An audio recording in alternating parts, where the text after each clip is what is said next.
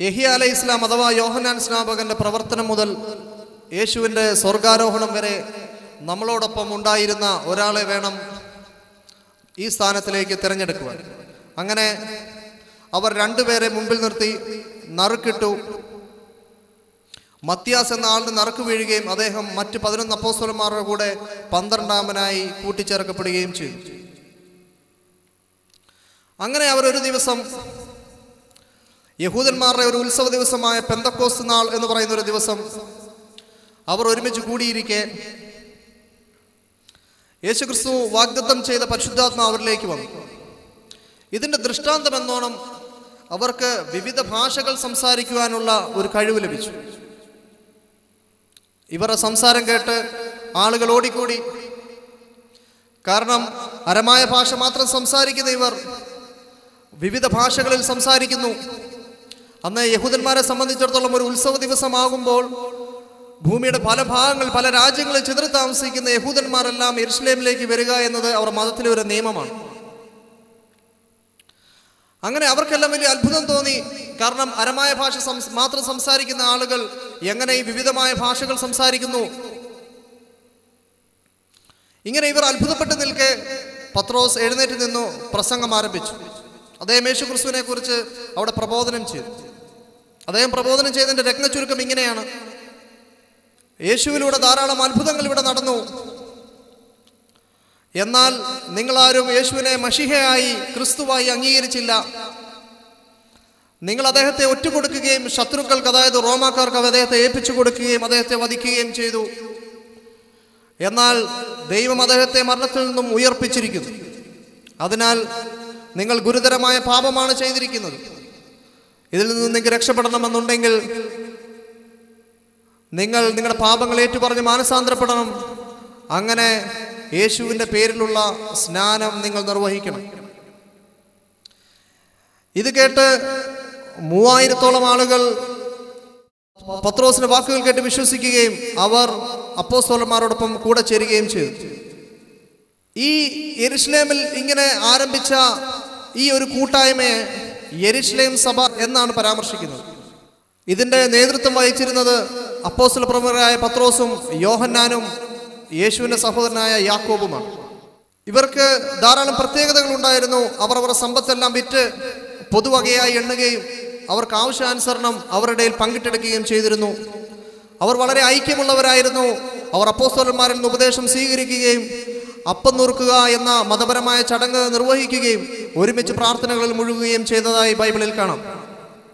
ഇങ്ങനെ മറ്റൊരു ദിവസം അപ്പോസ്തലന്മാരായ പത്രോസും യോഹന്നാനും ഉച്ച കഴിഞ്ഞ് 3 മണിക്കുള്ള പ്രാർത്ഥനാ സമയത്ത് യെരുശലേം ദേവാലയത്തിലേക്ക് പോകുന്ന വഴി ഒരു മുടന്തനെ കണ്ടു.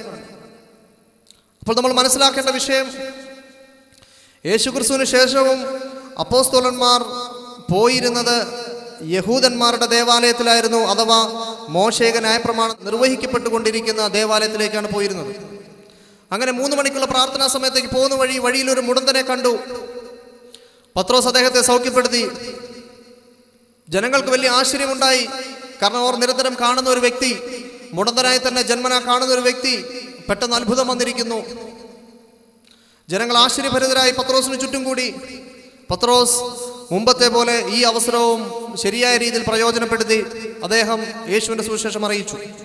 അവിടെയും കാണുന്നത് ഇപ്രകാരമാണ്: യേശുക്രിസ്തു ദൈവത്താൽ നിയോഗിതനാണ്. അദ്ദേഹത്തിലൂടെ ധാരാളം അത്ഭുതങ്ങൾ ഇവിടെ നടന്നു. എന്നാൽ നിങ്ങൾ അദ്ദേഹത്തെ അംഗീകരിച്ചില്ല, അദ്ദേഹത്തെ നിങ്ങൾ ഒറ്റുകൊടുത്തു എന്ന് തുടങ്ങിയിട്ടുള്ള അതേ വിശദീകരണം ഇവിടെയും കാണാം. ഇവിടെ ഒന്നും തന്നെ സകല മനുഷ്യരുടെയും പാപം ഏറ്റെടുത്തുകൊണ്ട് യേശുക്രിസ്തു മരിച്ചുവെന്നോ അതിലൂടെയാണ് നിങ്ങൾക്ക് നിത്യജീവനെന്നോ പത്രോസ് പഠിപ്പിക്കുന്നില്ല. നേരെ മറിച്ച് ബൈബിളിന്റെ ഭൂമികയിൽ നിന്നുകൊണ്ട് സംസാരിക്കുമ്പോൾ തന്നെ യേശുവിന്റെ മരണം അതിൽ ആവർത്തിച്ച് പറയുമ്പോൾ തന്നെ അത് മനുഷ്യരുടെ പാപം ഏറ്റെടുത്തുകൊണ്ടുള്ള മരണമായിക്കൊണ്ട് പത്രോസിന്റെ പ്രസംഗങ്ങളിൽ കാണുന്നില്ല. അവിടെ പറയുന്നത്, നിങ്ങൾ ദൈവനിയോഗിതനായ മിശിഹായെ അഥവാ ക്രിസ്തുവിനെ നിങ്ങൾ വധിച്ചിരിക്കുന്നു, എന്നാൽ ദൈവം അത്ഭുതകരമായി അദ്ദേഹത്തെ ഉയർപ്പിച്ചിരിക്കുന്നു. ഇവിടെ അതുമായി ബന്ധപ്പെട്ട് പ്രത്യേകിച്ച് ഒരു മോക്ഷത്തിന്റെ മാർഗം അവിടെയെങ്ങും പഠിപ്പിക്കുന്നതായി നമ്മൾ കാണുന്നില്ല. പത്രോസിന്റെ ഈ പ്രസംഗം കേട്ട് ധാരാളം ആളുകൾ വിശ്വസിച്ചു. അങ്ങനെ യെരുശലേം സഭയുടെ അംഗസംഖ്യ 5000 വർദ്ധിച്ചു. ഇങ്ങനെ ജനങ്ങൾ ഇവർക്ക് ചുറ്റും ഓടിക്കൂടുന്നത് കണ്ടിട്ട് യേശുവിനെ തള്ളിക്കളഞ്ഞ യഹൂദ പൗരോഹിത്യം അവർക്ക് വളരെ ബുദ്ധിമുട്ടുണ്ടായി. അവർ ഇറങ്ങി വന്നു. പത്രോസിനെയും യോഹന്നാനെയും വിളിച്ചു ചോദിച്ചു, എന്താണ് നിങ്ങൾ ഈ പ്രചരിപ്പിക്കുന്നത്? അവർ പറഞ്ഞു, ഞങ്ങൾ യേശുവിനെ കുറിച്ചിട്ടാണ്. അവർ പറഞ്ഞു, മേലാൽ നിങ്ങൾ ഇത് ആവർത്തിക്കരുത്, കാരണം യേശു വ്യാജ മശിഹ ആയതുകൊണ്ട് ഞങ്ങൾ വധിച്ചതാണ്. നിങ്ങൾ യേശുവിന്റെ പേരിൽ നിങ്ങൾ അത്ഭുതങ്ങൾ കാണിക്കുകയും മറ്റു കാര്യങ്ങളും ചെയ്താൽ ഈ ജനങ്ങളെല്ലാം ഞങ്ങൾക്കെതിരായി തീരും. എന്നാൽ ഇവരെ കൂടുതൽ ബുദ്ധിമുട്ടിക്കാൻ അവർക്ക് കഴിഞ്ഞില്ല. മറ്റു പ്രധാന കുറ്റങ്ങളൊന്നും ഇല്ലാത്തതിനാൽ അപ്പോസ്തലന്മാരെ അവർ മോചിപ്പിച്ചു. ഇങ്ങനെ പുതുതായി 5000 അംഗസംഖ്യയുള്ള ഈ യെരുശലേം സഭ മുമ്പത്തെ പോലെ തന്നെ അവർ സമ്പത്തെല്ലാം വിറ്റ് പൊതുവകയായി എണ്ണുകയും അവരെല്ലാം ഒരുമിച്ച് അത് വീതിച്ചെടുക്കുകയും ആവശ്യാനുസരണം വീതിച്ചെടുക്കുകയും ചെയ്തുകൊണ്ടിരുന്നു. ഈ കൂട്ടത്തിൽ പ്രധാനിയാണ് സൈപ്രസ് ദ്വീപുകാരനായ ബർണബാസ്. ഇദ്ദേഹം ഈ ചരിത്ര പഠനത്തിൽ വളരെ നിർണായകമായ ഒരു വ്യക്തിയാണ്. ഇങ്ങനെ ഓരോ ദിവസവും അപ്പോസ്തലന്മാർ ഓരോരോ വീടുകളിൽ കേന്ദ്രീകരിച്ചും യെരുശലേം ദേവാലയത്തിൽ പൊതുവായിക്കൊണ്ടും അവർ സുവിശേഷം അറിയിച്ചുകൊണ്ടേയിരുന്നു. ധാരാളം ജനങ്ങൾ വിശ്വസിച്ചുകൊണ്ടേയിരുന്നു. വിശ്വസിച്ചവരെല്ലാം തന്നെ മുമ്പത്തെ പോലെ തന്നെ അവർ യെരുശലേം സഭയോട് ചേർന്ന് കൊണ്ടുവരുന്നു. യഹൂദ പൗരോഹിത്യത്തിന് എന്ത് ചെയ്യണമെന്ന് അറിയാതെയായി. ഇവരെ സമൂഹ മധ്യത്തിൽ നിന്ന് ബലം പിടിച്ച് ഇവരെ അറസ്റ്റ് ചെയ്യാൻ കഴിയുകയില്ല. കാരണം പൊതുജനം മുഴുവൻ അവർക്ക് സപ്പോർട്ടാണ്. ഇവരിൽ നിന്നും പ്രകടമായ മറ്റു കുറ്റങ്ങളൊന്നും കാണുന്നില്ല.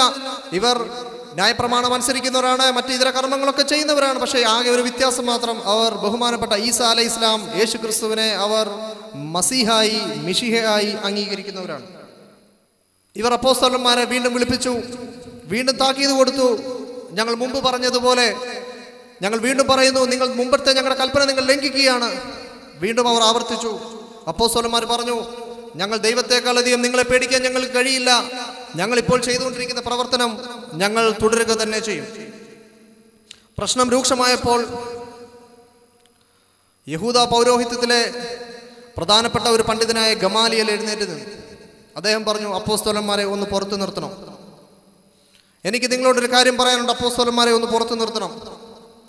എന്നിട്ട് അദ്ദേഹം പറഞ്ഞു, നമ്മൾ ഇവർക്കെതിരായി വൈകാരികമായ ചില നടപടികൾ സ്വീകരിച്ചാൽ മുൻകാലത്തെ പോലെ ഇവർക്ക് അനുയായികൾ വർദ്ധിക്കുകയും ഇവർ വലിയ വലിയ പ്രശ്നങ്ങൾ ഉണ്ടാക്കുകയും ചെയ്യും. അതുകൊണ്ട് നമുക്ക് ഇവരെ കുറച്ചു കാലത്തേക്ക് വിട്ടേക്കാം. ശരിയാണെങ്കിൽ ഇവർ വർദ്ധിക്കും, ഇല്ല എങ്കിൽ ഇവർ സ്വയം നശിച്ചു പോകും എന്ന് ഗമാലിയേൽ പറയുകയും അപ്പോസ്തലന്മാരെ തിരികെ വിളിപ്പിച്ച് അവർ അല്പം മർദ്ദനമൊക്കെ നടത്തി പറഞ്ഞയക്കുകയും ചെയ്തു. ഇത് ഏകദേശം യേശുക്രിസ്തുവിന് ശേഷം 5 വർഷത്തോളം പിന്നിട്ടിട്ടുണ്ട്. ഇവിടെയെല്ലാം അപ്പോസ്തലന്മാരുടെ നേതൃത്വത്തിൽ ആണ് സുവിശേഷ പ്രവർത്തനം നടന്നുകൊണ്ടിരിക്കുന്നത്. ഇങ്ങനെ യെരുശലേം സഭയുടെ അംഗസംഖ്യ വളരെയധികം വർദ്ധിച്ചപ്പോൾ മുമ്പത്തെ പോലെ സമ്പത്ത് വീതം വെക്കുന്നതിൽ എളുപ്പമായി നടക്കുന്നില്ല കാര്യങ്ങൾ എന്ന് മനസ്സിലാക്കി അപ്പോസ്തലന്മാർ അവരുടെ സഹായത്തിനു വേണ്ടി 7 പേരെ കൂടി തിരഞ്ഞെടുത്തു. അവരെക്കുറിച്ച് ക്രിസ്തു സഭകൾ പഠിപ്പിക്കുന്നത് ഡീക്കന്മാർ എന്നാണ്. ഈ 7 പേരിൽപ്പെട്ട സ്തേഫാനോസ് ശക്തമായ പ്രബോധനം ചെയ്യുകയും ഇദ്ദേഹത്തെ യഹൂദന്മാർ വ്യാജ കുറ്റാരോപണം നടത്തി അറസ്റ്റിലാക്കുകയും ചെയ്തു.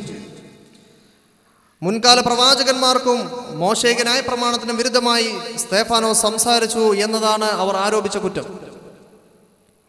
ഇതിന് മറുപടി പറയുന്ന വേളയിൽ സ്തേഫാനോസ് ദീർഘമായിക്കൊണ്ട് സംഭവങ്ങൾ വിശദീകരിച്ചു. അബ്രഹാം പിതാവിന്റെ കാലം മുതൽ സൃഷ്ടാവ് നമുക്ക് ചെയ്ത അനുഗ്രഹങ്ങൾ ഓരോന്നോരോന്നായി അദ്ദേഹം എണ്ണിപ്പറഞ്ഞു. എന്നാൽ ഇതിന് പകരമായി നമ്മുടെ പിതാക്കന്മാർ ദൈവത്തിന് വിരുദ്ധമായി പ്രവർത്തിക്കുകയും ധാരാളം പ്രവാചകന്മാരെ മർദ്ദിക്കുകയും കൊല്ലുകയും വരെ ചെയ്തു. ഇന്ന് നമ്മുടെ പിതാക്കന്മാരെ പോലെ തന്നെ നമ്മളും യേശുവിനെ വധിച്ചിരിക്കുന്നു. യഹൂദ പൗരോഹിത്യം ഇളകി അവർ പ്രശ്നത്തിലായി. അതിൽപ്പെട്ട വൈകാരികമായി ഏറ്റവും അധികം പ്രതികരിച്ച ആളുകൾ കല്ലെടുത്ത് സ്തേഫാനോസിന്റെ മേളിൽ എറിയുകയും സ്തേഫാനോസ് അവിടെ വെച്ച് രക്തസാക്ഷിയാവുകയും ചെയ്തു. ഈ ഒരു പ്രവർത്തനത്തിന് ഈ ഒരു കാട്ടാളത്തരത്തിന് ഏറ്റവും അധികം മുൻപന്തിയിൽ നിന്നത് ശൗൽ എന്നു പേരോടുകൂടിയ ഒരു യഹൂദ പരീക്ഷനായിരുന്നു. ഈ ശൗലാണ് പിന്നീട് ക്രൈസ്തവ ദൈവശാസ്ത്രം മെനഞ്ഞെടുത്ത അപ്പോസ്തലനായ പൗലോസ്.